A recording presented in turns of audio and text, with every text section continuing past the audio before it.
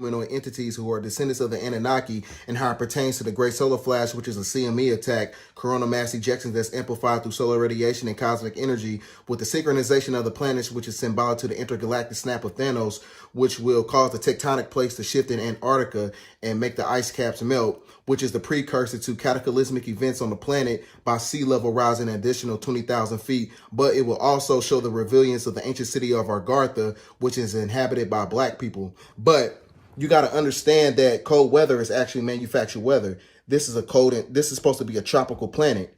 So how in the fuck you think dinosaurs existed during the Cretaceous period?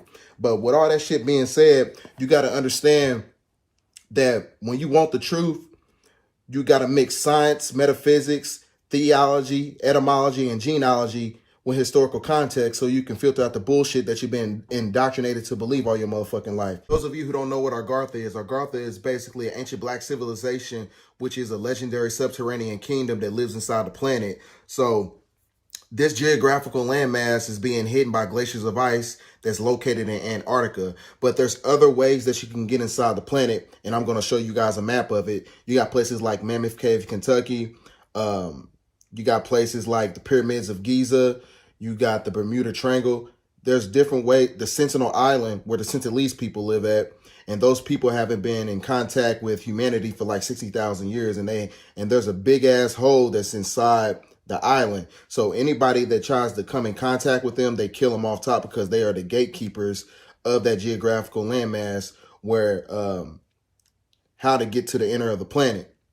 Because it was a missionary in 2018, he tried to invade that geographical landmass and they killed his motherfucking ass. So understand that all these places that I named and the places that's located on the map, all those places have UFO sightings. And you got places like the Ring of Pharaoh of Thutmose III in Egypt, which was back in the 1500s. That was the first UFO sighting that was in Egypt. And on the base of the pyramids of Giza is where the Atlantean priest god Thoth, he used to teleport to Atlantis and to inner Earth and back to Egypt, basically all around the motherfucking planet, basically giving out different types of esoteric knowledge to help humanity evolve. In those areas where those UFO sightings was, they found crop circles that basically gives out the molecular chemical structure of melanin. Now, this is where the Anunnaki comes into play. You got to get this book right here called the Book of Enoch. It's one of the 27 books that's missing out of the Bible, and Enoch is basically Noah's grandfather. So that book is important because it gives extensive details talking about the 200 fallen angels who are basically the Anunnaki. But when you also study theology, even though I don't fuck with theology or religion and things of that nature, you have to know enough black history to pull the truth out the book. So that's why I'm giving biblical references to basically show and prove what I'm talking about. So also in the book of Genesis in the Bible, which means Jacob, but Yaqub is a descendant of an Anunnaki. His father is an Anunnaki god, and his mother came from inner earth. And Yaqub, which means Jacob, which means subplanter, in the book of Genesis, which means the origins of production or something, he grafted a certain race of people through genetic splicing called, Laban's flock. And I'm going to give off, the scientifical video that basically breaks all that shit down in detail, because that coincides with the fact that black genetics predate everything on the planet. So for those of you who don't believe that there's civilization inside the planet or in that geographical landmass, you have to look at the genetics, because melanin and carbon-12 predate everything on the planet. And I'm going to show you those videos right now. Thus Lucina and Yushak went on for months, with them sneaking back and forth from the inner earth to the surface world, and eventually Princess Lucina became pregnant. In her pregnant state, Princess Lucina would not return to the land of the inner earth, but would remain at the home of Emo, and Yushak would stay with her. It was here in the home of Emo, 20 miles outside of the present-day city of Mecca, Saudi Arabia, where the child Yaqub was born to Yushak and Princess Lucina. The child Yaqub, being part Shayuk and part Sinin, had an enormous head the size of 2 men, and he also had 2 brains. Knowing that they could not return to the inner earth because their affair had now produced a child, Yashak and Princess Lucina decided to live and raise the baby Yaqub for 5 years in the home of Ammo, 20 miles outside of the present-day city of Mecca, Saudi Arabia. Now, that was the allegorical story of Yaqub and how it correlates to the Anunnaki philosophies, but now I'm going to give a genetical reference on microbiology and genealogy and how it basically pertains to everything that I'm talking about, because everybody on the planet is a genetic mutation of black people once you study microbiology and genealogy. And this, the video I'm going to show you, Dr. Chain, he's going to give an extensive breakdown on how that shit works scientifically. So that also correlates to the allegory behind Jacob, who is actually Yaqub in the Bible, how he grafted everybody, the white man, the yellow man, the brown man, which was a 600-year process, and how he turned 16 shades of blackness and turned it into recessive genes. So here goes the video right now.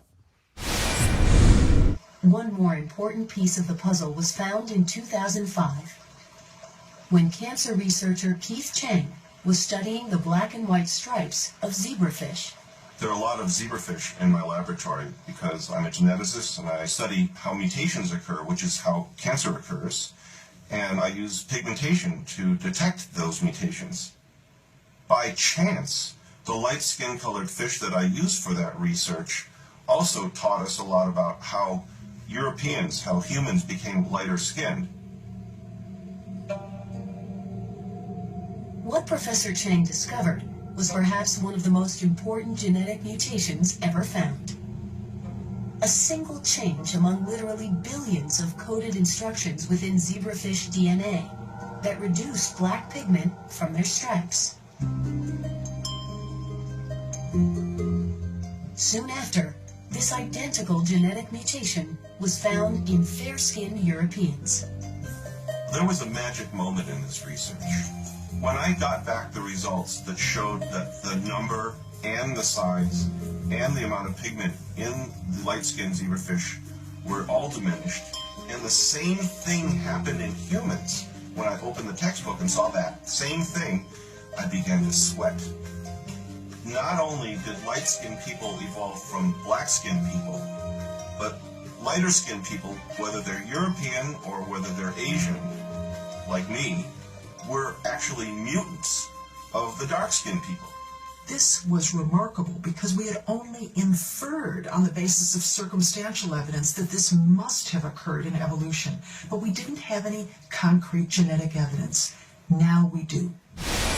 Now, the ancient city of Argartha and human evolution and genetics are interchangeable, because once you study genetics and the molecular structure of melanin and how it works and how it coincides with the plant kingdom, you will understand that the only difference between plants and carbon-12 and melanated skin is that the plants have chlorophyll and we have carbon and melanin. And if you was to switch the two, our skin would be green like the Hulk's and the plants would basically be brown. But that is important to know because, like in the 1940s, there were 2 kids who had green skin, but they had black people genetic makeup.